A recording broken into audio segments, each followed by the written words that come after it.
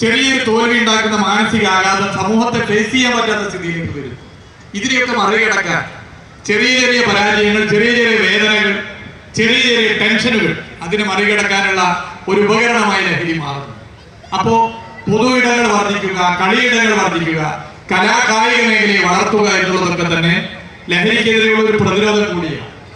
ഏതുതരം കൂട്ടായ്മകൾ വളരെ പോസിറ്റീവായി നാം കണ്ടുകൊണ്ട് അതിനെ നല്ല നിലയിൽ ഉപയോഗപ്പെടുത്തി പുതിയ തലമുറയെ ആകെ കുറ്റപ്പെടുത്താതെ അവരുടെ സാഹചര്യത്തെ മനസ്സിലാക്കിക്കൊണ്ട് അവർക്ക് കൈത്താനായി മാറുക എന്നുള്ളതാണ് നമ്മൾ ഓരോരുത്തർക്കും ചെയ്യാൻ വേണ്ടി സാധിക്കുന്ന കാര്യം.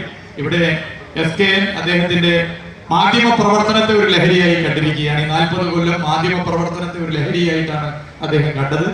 കലാരംഗത്തും കായിക രംഗത്തും അതുപോലെ ഏതൊരു മേഖലയും സ്വയം ലഹരിയായി കണ്ട് ആ മേഖലയിലേക്ക് പുതിയ തലമുറയെ തള്ളിവിടുക, അവരുടെ പാഷൻ എന്തെന്ന് മനസ്സിലാക്കി അവരെ അതിലേക്ക് എത്തിക്കുക എന്നുള്ള ഉത്തരവാദിത്വം കൂടി നമുക്ക് ഓരോരുത്തർക്കുമുണ്ട്.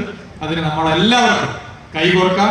സാധ്യമാകുന്ന എല്ലാവരെയും കൈകോർത്തുകൊണ്ട് ചേർത്ത് പിടിച്ചുകൊണ്ട് ലഹരിക്കെതിരെയുള്ള ക്യാമ്പയിൻ ശക്തിപ്പെടുത്താം. അതിന് തീർത്തും മാതൃകയാണ് SKNന്റെ നേതൃത്വത്തിലുള്ള 24 ടീമിന്റെ ഈ പ്രവർത്തനം. അതിന് സർക്കാരിന്റെ എല്ലാവിധ പിന്തുണയും, സർക്കാർ ബഹുമാനപ്പെട്ട മുഖ്യമന്ത്രി പ്രഖ്യാപിച്ചതുപോലെ ലഹരിക്കെതിരെ വിട്ടുവീഴ്ചയില്ലാത്ത ക്യാമ്പയിന് നിങ്ങൾ എല്ലാവരുടെയും പിന്തുണയും അഭ്യർത്ഥിച്ചുകൊണ്ട് ഈ പരിപാടി ഉദ്ഘാടനം ചെയ്ത് സന്തോഷപൂർവ്വം അറിയിക്കുന്ന എല്ലാവർക്കും നന്ദി, നമസ്കാരം.